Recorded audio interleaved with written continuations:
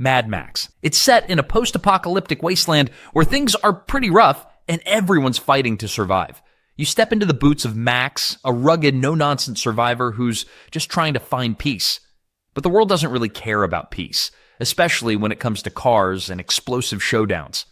One of the best parts of the game is the magnum opus, your car that's more like a rolling fortress. The customization options are wild, letting you throw on everything from heavy armor to weaponry that'd make even the toughest gang think twice. You can turn it into this beast of a machine that you'll enjoy watching tear through the roads and enemies alike. There's something incredibly satisfying about engaging in high-speed car chases, launching harpoons at enemy vehicles, or just watching your car barrel through a gang of raiders. And speaking of raiders, the world of Mad Max is filled with them. It's not just the cars that make things fun. On foot, combat is a total blast as well. You get to take on a bunch of bad guys with a mix of punches, heavy attacks, and counters, like a true post-apocalyptic brawler.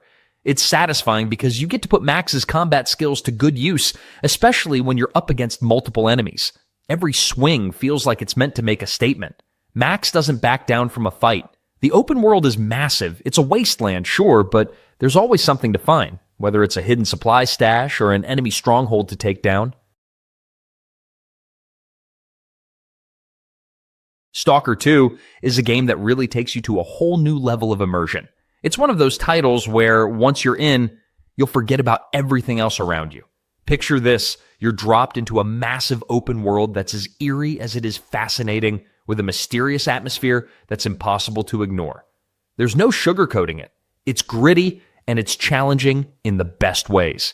The game lets you roam freely, and that freedom is paired with a huge variety of things to do. Whether you're exploring the ruins of a place caught between time or trying to survive against dangerous anomalies, it's hard not to get lost in its unique setting. The world is full of surprises, some friendly, some not so friendly, but it's the kind of place where everything feels alive, even when it's not. And the gameplay? It's dynamic. You'll find yourself swapping between exploration, intense combat, and strategic decision-making all the time. Whether you're sneaking past enemies or standing your ground in a firefight, the game does a great job of making every moment feel important. You can always feel the tension, like you're always on the edge, but it's a good kind of tension, the kind that keeps you coming back for more. What really stands out is the sense of unpredictability. Just when you think you've got things under control, something will happen that completely throws you off. The game doesn't hold your hand, but it rewards you for your patience and your willingness to adapt.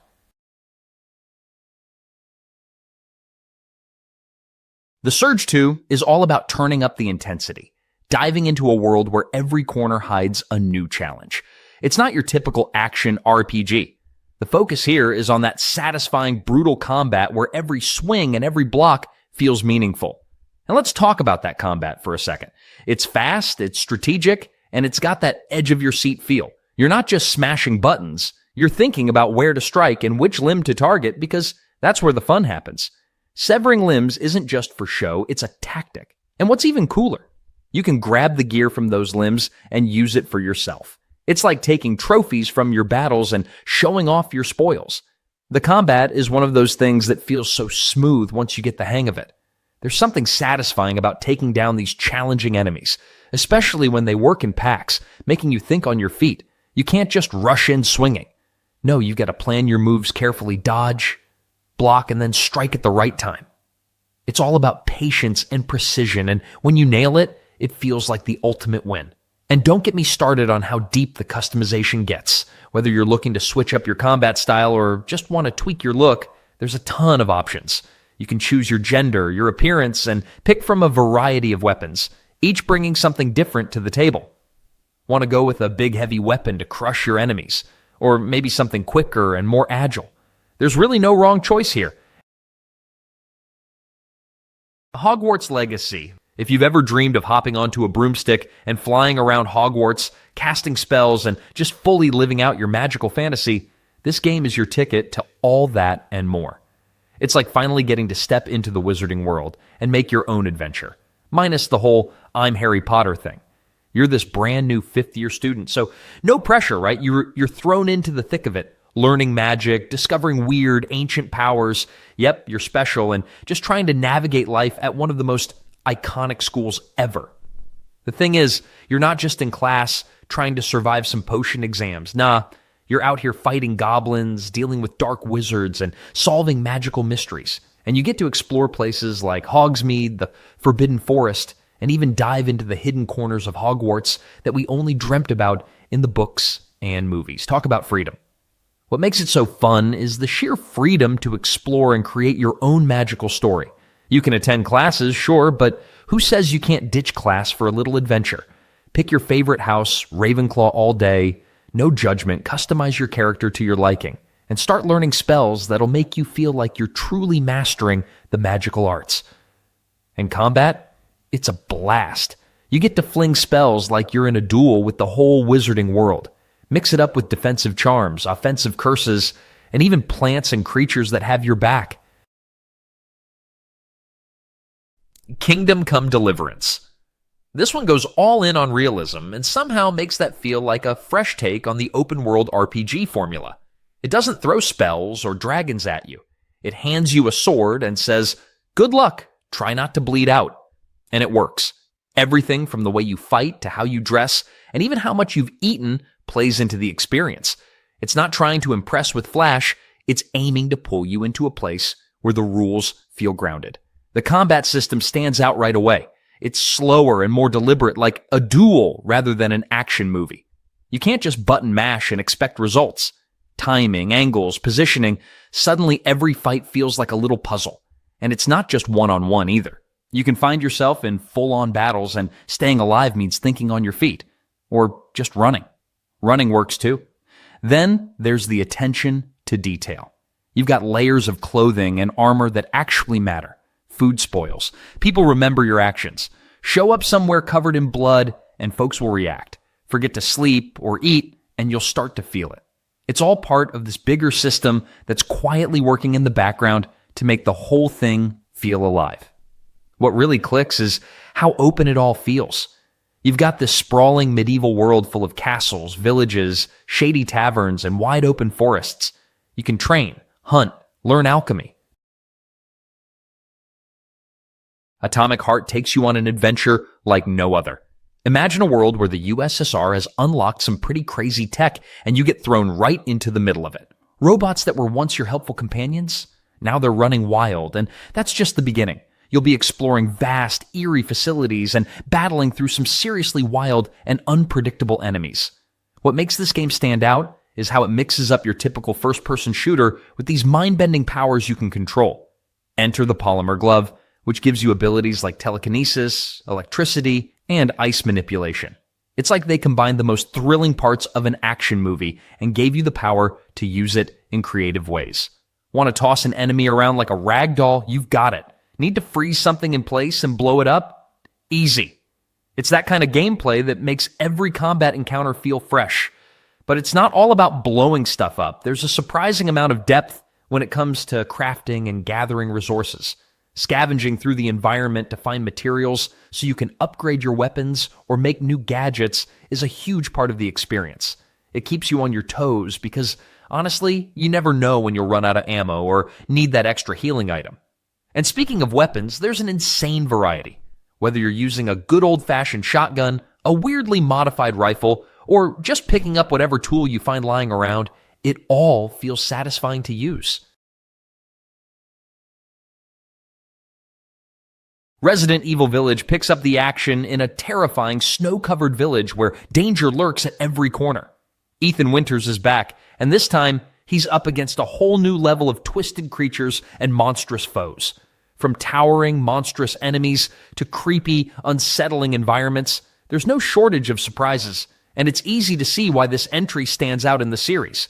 What really makes it shine is how it balances action with horror. You're constantly scavenging for resources, managing your inventory, and figuring out how to survive each encounter. It's not just about blasting through enemies, but about choosing when to fight and when to run. Each decision counts, especially when ammo and health are in limited supply, making every moment feel tense and meaningful. This dynamic keeps you on the edge of your seat, constantly evaluating whether to fight, flee, or conserve precious resources. One of the coolest additions is the Duke, a mysterious merchant who shows up throughout the game. He's not just there to sell you stuff. He's part of the world's strange charm. You'll find yourself stopping by to grab upgrades, weapons, and occasionally a meal. Yep, you can even cook in this game, and it's not just for fun. The buffs from meals can make a huge difference when facing tougher foes. The environments are also a big part of the fun. There's a variety of places to explore, from creepy castles to dense forests, and each location has its own vibe. It Takes Two. This one is all about pure co-op magic, the kind of game that reminds you why playing with someone else can be so much fun. Every part of it is built around two players working together, and the way it pulls that off is nothing short of brilliant. One second you're pulling off a clever puzzle, the next you're flying, sliding, fighting, or goofing around in some wild, unexpected way. It never sticks to one idea for too long, and that's what makes the whole thing feel so fresh from start to finish. What's really cool is how smooth everything flows. One moment you're getting the hang of a new ability, the next you're combining it with your partners in ways that make you feel like the two of you just pulled off something way smarter than you expected. It never tries to overwhelm, but it definitely knows how to keep both players engaged without either side feeling left behind. The game loves variety, and it shows. No two levels are really the same, and the mechanics always match the situation in fun and sometimes ridiculous ways. Whether you're leaping around or using some quirky new gadget, there's always something clever happening in the design. It really leans into creativity without making things complicated, which keeps everything fun and light. One of the best parts is how much it encourages teamwork without making it stressful. Every challenge is built around communication, timing, and a bit of shared thinking, but the game never punishes mistakes too hard. A Plague Tale: Innocence is a hidden gem in the world of action-adventure games, and it's got some serious heart. The game drops you into the middle of a super intense, plague-filled 14th century France. But it's not just about the setting, it's about Amicia and her little brother, Hugo, as they try to survive the chaos. The sibling dynamic? It's honestly one of the most touching things you'll see in a game. You're not out here swinging swords around or casting spells, though. This is all about stealth, strategy, and surviving a world that's out to get you. Picture this Amicia, with a slingshot in hand, sneaking around, trying to avoid enemies who are about as deadly as the environment itself. The game's stealth mechanics are on point. Taking out enemies isn't always the go-to, and sometimes it's just about staying out of sight. And let's talk about those rats. There are thousands of them at a time, and they're not just there to look creepy. They're actually a big part of the gameplay. They're your biggest threat, but also your best tool for solving puzzles. Imagine needing to clear a path by luring them to one spot while you dash through another. It's intense, but so satisfying when it all clicks together. Crafting plays a huge role too. Instead of the usual inventory system where you're just picking up random loot, here you're gathering materials to make items that help you stay alive. Want to distract guards? You've got sulfur stones for that. Star Wars Jedi Fallen Order is one of those games that just feels right if you're a fan of action and adventure, but also love a deep story. You step into the shoes of a Jedi Padawan, navigating a galaxy full of danger, mystery, and of course, a bit of lightsaber action. What makes this game stand out is its perfect blend of exploration, puzzle solving, and combat. Whether you're climbing, running, or using the Force to uncover secrets, there's always something that keeps you engaged. The gameplay itself? It's fantastic. The combat is really satisfying, not just swinging a lightsaber around, but truly engaging in tactical, thoughtful fights. Every battle feels important, and using the Force to tip the scales is always a blast. The lightsaber combat feels fluid, and the way you can block and parry enemy attacks adds a layer of strategy. Plus, the game incorporates elements of exploration that keep things fresh. You'll be unlocking new abilities that let you revisit areas in new ways, which means there's always something new to discover. The progression system is solid too. You get to make choices on how to level up, from improving your lightsaber skills to mastering the Force. It gives you plenty of ways to tailor your playstyle, which is great if you like having some control over your character's development. You can choose to be a more offensive Jedi or go all in on defensive tactics.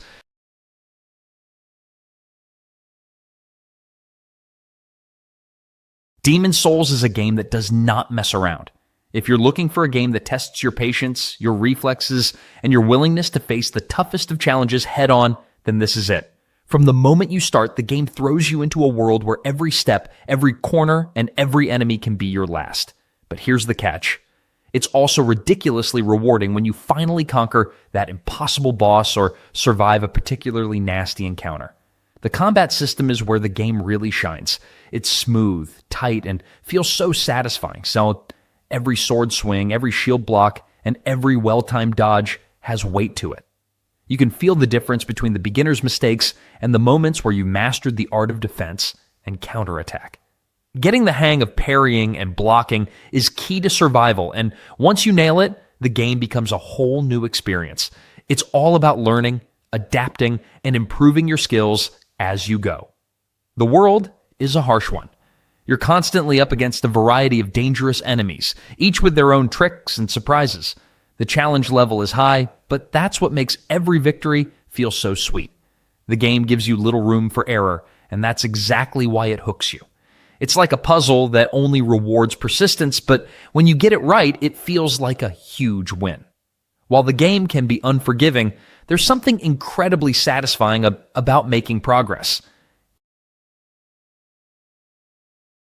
Black Myth Wukong. All right, let's talk about Black Myth Wukong. It's one of those games that really lets you get into the action, and it's got this dynamic combat system that's just fun. Like, you don't just swing around a weapon, you're learning how to use it in all these creative ways. You've got this magical staff that can shrink and grow depending on what you're doing, and it feels like there's always a new move or combo to try out. The staff is flexible, no pun intended, and it's one of those things that makes the combat feel fresh every time. And let's be real, if you're a fan of action RPGs, Black Myth Wukong has got your back. You're not just button mashing your way through enemies. There's actual strategy behind how you approach battles. You've got this little resource meter that fills up as you attack, dodge, or just keep your rhythm going, and when it's full, you get to unleash some heavy attacks. It's kind of like a reward system for staying on top of the action. Plus, the way the stamina works, you've got to manage it wisely. Too much sprinting or dodging, and you'll be caught out of breath right in the middle of a boss fight. And that's when things get tricky. Now, add in some magic, because why not? You've got these cool spells and transformations at your disposal, and no, we're not talking about the usual fireball type of magic here. You can shapeshift into all sorts of creatures, each with its own abilities and health pool. It keeps the gameplay interesting, and it's fun to switch things up depending on the situation.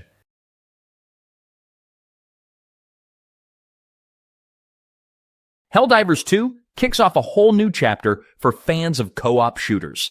If you're a fan of teamwork, strategy, and a good mix of humor with intense action, this one's got your name written all over it. It's a game that makes you feel like you're part of an elite squad, where the pressure's on to defend Super Earth from a range of deadly alien species.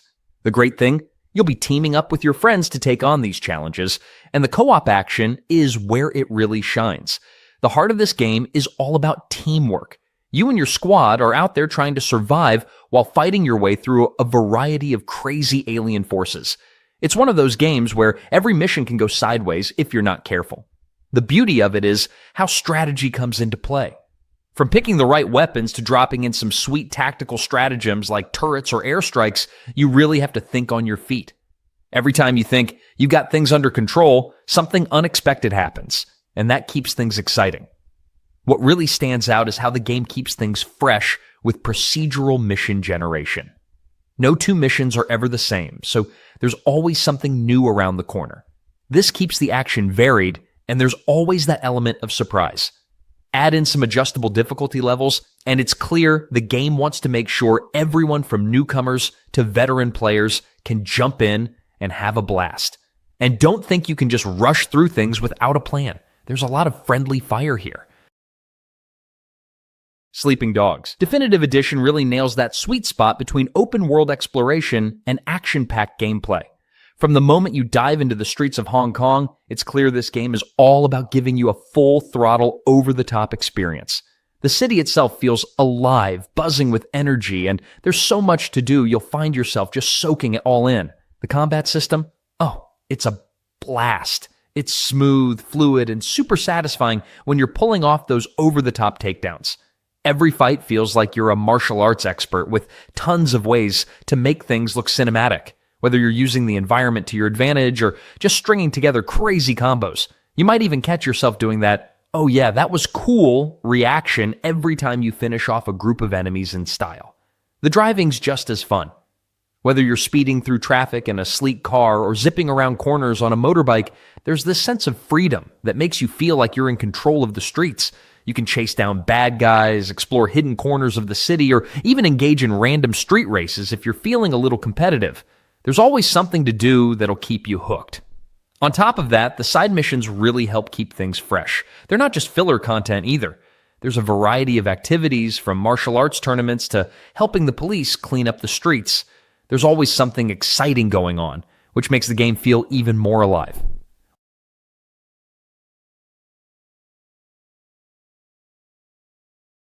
Warhammer 40k Space Marine 2 is one of those games that just feels like a power trip from start to finish. You play as a beefed-up Space Marine, and the whole experience is all about making sure the enemies in your path know who's boss. If you're looking to unleash some serious carnage, this one has you covered with an arsenal that'll make your inner warrior feel right at home. First off, combat is such a smooth mix of shooting and slicing your way through bad guys. You've got a whole arsenal of guns that'll make you feel like an action hero. Think bolters, plasma guns, and of course, the chainsword. There's nothing more satisfying than mowing down hordes of enemies with a big old chainsword, followed by an explosive shot from your bolter.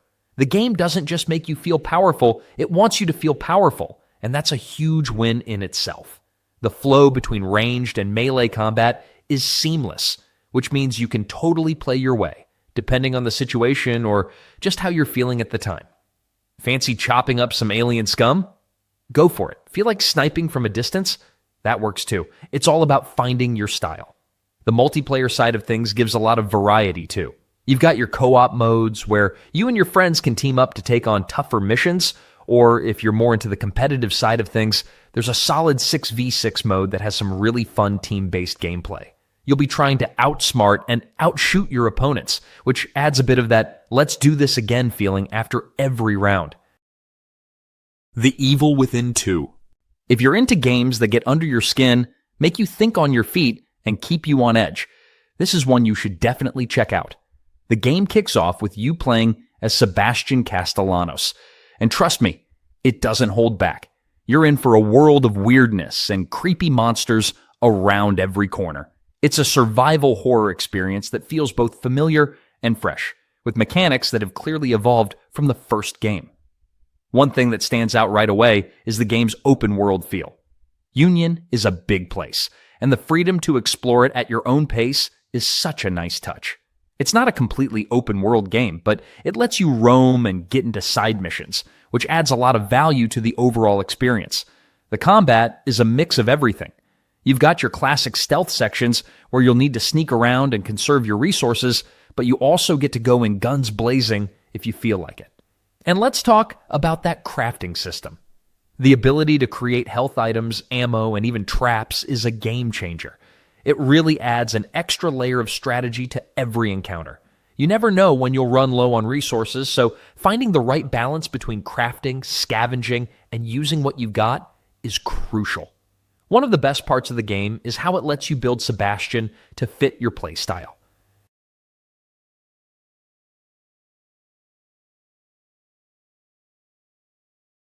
Hellblade: Senua's Sacrifice. It's not your usual action-adventure game. It's a different vibe entirely. You know, it's got that intense, gripping feel where you're always on the edge of your seat. The whole experience really pulls you in, especially with the way it mixes combat and puzzle solving. The puzzles are interesting because they don't just make you think, they make you look at things differently. You're not just moving through levels, you're figuring out how things fit together. It's kind of like solving visual riddles, which is honestly super satisfying when you get them right. It's all tied into the journey, so you're always learning more about the world, even as you're just walking through it. Combat is pretty fun, but also has that layer of tension to it. You're always in a back and forth, trying to dodge, block, or land that perfect hit. It's not about mindless button mashing, though. It's about timing and reading the room. It keeps things fresh and engaging, especially when the enemies start to mix things up. You feel like you're really in the fight, trying to get through it and move on to the next challenge. What's cool about this is the emotional ride. You're not just playing a game, you're really living it out. There's no typical level up and move on kind of thing going on here. Every step feels meaningful, like you're working towards something bigger, and it keeps you hooked throughout. Now let's talk about the gameplay loop. It's not super long, which works really well here. It's tight and doesn't overstay its welcome. Mafia Definitive Edition is a ride through the gritty streets of Lost Heaven, where you get to step into the shoes of Tommy Angelo, a regular guy who gets swept into the wild world of organized crime. No spoilers here, just pure vibes, because this is one game that really pulls you in with its atmosphere. First off, let's talk about the world itself. Lost Heaven is just one of those cities that feels alive. It's not just a backdrop, it's a whole vibe. As you cruise through the city, whether you're in a sleek car or on a classic motorcycle, you'll catch yourself actually enjoying the scenery. The attention to detail in this game is on point. The streets feel real, and driving around might actually have you humming along to the radio even though you're not supposed to. The driving mechanics are a huge part of this. Don't expect the fast-paced, arcade-style driving you might be used to. This one is slower, more about actually handling these classic 1930s vehicles. It might feel a bit different at first, but after a few turns, it's like you've got the wheel in your hands, cruising through a crime thriller. It's nice to see a game pay attention to these details, even when you're just getting from point A to point B. And then there's the whole criminal underworld thing. You start as an average Joe, just trying to get by, but quickly find yourself tangled up in all sorts of mobster shenanigans. As you get more involved, the stakes get higher, and it's clear this isn't just a job anymore. It's a lifestyle. Street Fighter has been around for ages, but it's still as fun and relevant as ever. This game is a cornerstone of the fighting genre, and honestly, if you've played it, you know why it's still going strong. It's a classic that just keeps delivering the goods. Whether you're picking it up for the first time or jumping back in after a while, it's always a good time. At its core, this is a one-on-one fighter, where you pick a character and face off against another player or AI. But it's so much more than just hitting buttons. The depth of each character and the variety of moves they bring to the table makes for endless strategies. Everyone's got their favorite. Maybe it's Ryu's classic Hadouken or Chun-Li's rapid kicks. And it's not just about picking your favorite character, but figuring out how they fit into the big picture of the game. One thing that stands out is how Street Fighter mixes accessibility with depth. It's easy to jump in and start mashing buttons, but once you get the hang of it, there's a whole world of combo chains, counters, and strategy to dive into. Whether you're just having fun with friends or trying to perfect that one combo, the game always leaves you wanting more.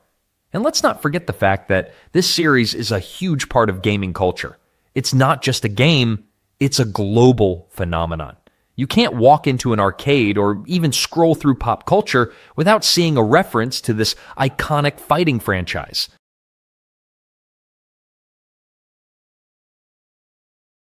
The way this game mixes real-time action right into turn-based combat is just pure genius. 1 second you're lining up your next move, the next you're locked into a split-second dodge or blocking an attack that could ruin your whole plan. That's the kind of flow that Claire Obscure Expedition 33 leans into so well, and it makes every single encounter way more intense than just picking attacks from a menu. There's something super addictive about the way the fights push you to stay sharp, especially when it's not just about what attack you pick, but also about nailing the timing when you finally pull it off. The mix of strategy and fast reaction creates this rhythm where fights feel almost like a dance, one where getting too comfortable can get you wrecked. The character system adds even more fun, especially with the Pictos you can equip. These little upgrades don't just tweak numbers, they actually give you the space to shape your style and push specific strengths. Whether you want to go all in on attack power or focus on survivability, there's room to experiment without it feeling like you're being punished for not picking the right setup. Exploring the world also never feels like empty wandering, mostly because every corner and path has the potential to hide something worth finding. Optional fights, secret areas, clever little side paths. There's always a good excuse to check out the edges instead of rushing through the main route. The game really leans into rewarding curiosity. The way enemies are designed plays right into the strengths of the combat too.